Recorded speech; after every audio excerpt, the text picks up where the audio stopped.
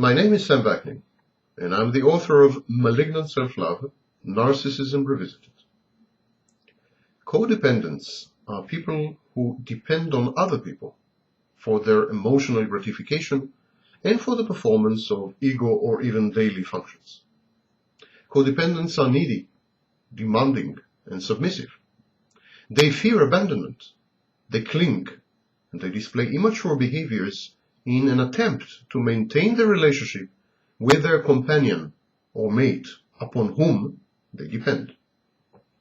No matter what abuse is inflicted upon the codependent, she remains in the relationship. By eagerly becoming victims, codependents seek to control their victimizers. There is a type of codependent called inverted narcissist or covert narcissist. It is a codependent who exclusively depends on narcissists, or we can call it narcissist codependent. If you are living with a narcissist, if you have a relationship with one, if you are married to a narcissist, if you are working with a narcissist, that does not mean that you are an inverted narcissist. To qualify as an inverted narcissist, you must crave to be in a relationship with a narcissist, regardless of any abuse inflicted on you by him. You must actively seek relationships with narcissists and only with narcissists, no matter what your bitter and traumatic past experiences have been. You must feel empty and unhappy in relationships with any other kind of person who is not a narcissist. Only then, and if you satisfy the other diagnostic criteria of dependent personality disorder, only then can you be safely labeled an inverted narcissist. Pay attention. Inverted narcissists are narcissists.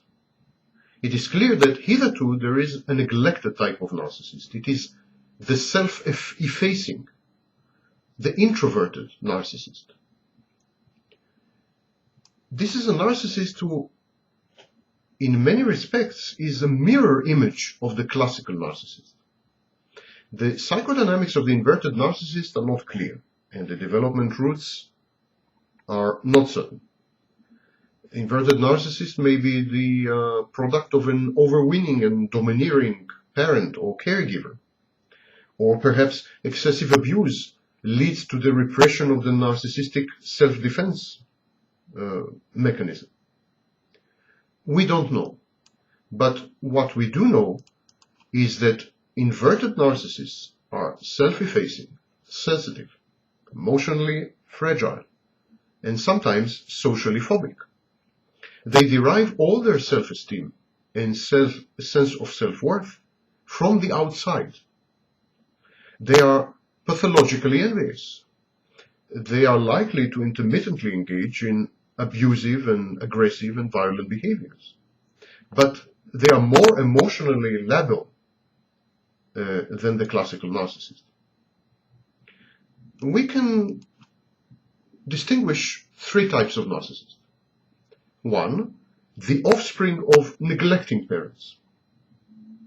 The children of such parents default to narcissism as the prominent psychological defense mechanism against abuse and trauma. Then we have the offspring of doting, smothering, and domineering parents. These children internalize their parents' voices in the form of a sadistic, ideal, and immature conscience, and they spend their lives trying to be perfect, all-knowing, omnipotent, and to be judged a success by these parent images. And then we have the offspring of abusive parents. These children internalize the abusing, demeaning, and contemptuous voices. They spend their lives in an effort to elicit counter voices from other people, and in this way to regulate their self-esteem and fluctuating sense of self-worth. It is possible to compose a set of criteria for the inverted narcissist by simply translating the criteria available in the diagnostic and statistical manual for the classical narcissist. So criteria number one would be the inverted narcissist possesses a rigid sense of lack of self-worth.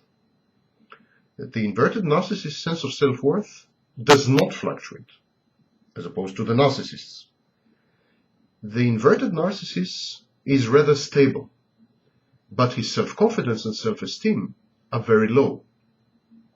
Whereas the narcissist devalues others, the inverted narcissist devalues herself as an offering, as a sacrifice to the narcissist in her life. The inverted narcissist preempts the narcissist by devaluing herself, by actively berating her own achievements or talents. Inverted narcissist is exceedingly distressed when singled out for praise, or when her actual accomplishments are acknowledged, or when her superior skills are demonstrated. She is afraid that this might endanger her relationship with her narcissist. The inverted narcissist is compelled to filter all her narcissistic needs through the primary narcissist in her life. Independence or personal autonomy are not permitted by the narcissist.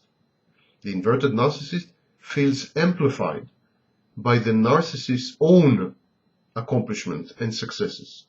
She lives vicariously, by proxy as it were. She lives someone else's life, her narcissist's.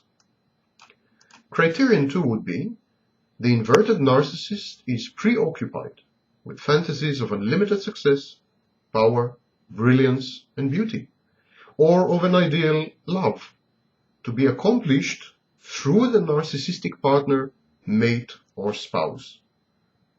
Again, the inverted narcissist lives through the narcissist's life. She needs him in order to feel that she has accomplished something in her life. It is through his successes, accomplishments, standing in society, that she feels enhanced, buttressed, and well. Criterion 3. The inverted narcissist believes that she is absolutely not unique and not special. Actually, she believes that she is worthless and unworthy of merger with the fantasized ideal, which is the narcissist. She believes that no one at all could understand her because she is innately unworthy of being understood. The inverted narcissist becomes very agitated the more one tries to understand her, because that also offends against her righteous sense of being properly excluded from the human race. She feels an outcast. Criterion 4. Inverted narcissist demands anonymity, in the sense of seeking to remain excluded at all costs. She is intensely irritated and uncomfortable with any mention being paid to her, with any praise, with any attention actually. In this sense, inverted narcissism is very similar to the schizoid personality disorder. Criterion 5. The inverted narcissist feels that she is undeserving and not entitled to anything. Remember that classical narcissists feel entitled to everything. Inverted narcissist is a mirror image. She feels not entitled to anything. She feels that she is inferior to others, lacking, insubstantial, unworthy, unlikable, unappealing, unlovable, someone to scorn and dismiss and to ignore. Criterion 6. The inverted narcissist is extinguishingly selfless. She is sacrificial. She is even anxious in her interpersonal relationships. She avoids the assistance of others at all costs. She can only interact with others when she can be seen to be giving, supportive, and expending an unusual effort to assist. So she is sacrificial. She sacrifices herself, but ostentatiously, in full view. Criterion 7. The inverted narcissist lacks empathy like the classical narcissist. She is intensely attuned to others' needs, but only insofar as it relates to her own need to perform the required self-sacrifice. She needs to self-sacrifice in order to obtain her narcissistic supply from the primary narcissist. She sacrifices herself to the narcissist, and that's how she gets a narcissistic supply. but to do so, she must be attuned to his needs. So this is her restricted use or leverage of empathy. Criterion 8. The inverted narcissist envies others. She cannot conceive of being envied and becomes extremely agitated and uncomfortable if even brought into a situation where comparison might occur. She loathes competition. She avoids competition at all costs. If there is any chance of actually winning the competition or being singled out, she will stay away. And the last criterion, criterion 9, the inverted narcissist displays extreme shyness, lack of any real relational connections, is publicly self-effacing, is internally highly moralistic and critical of others, is a perfectionist. She engages in lengthy ritualistic behaviors which can never be perfectly performed. So in this sense, she's obsessive compulsive. Notions of being individualistic are anathema to the inverted narcissist. In many respects, the inverted narcissist does not exist, except through her primary narcissist, her narcissistic spouse, or mate, or companion. In his absence, she is just a shadow, waiting for the main body.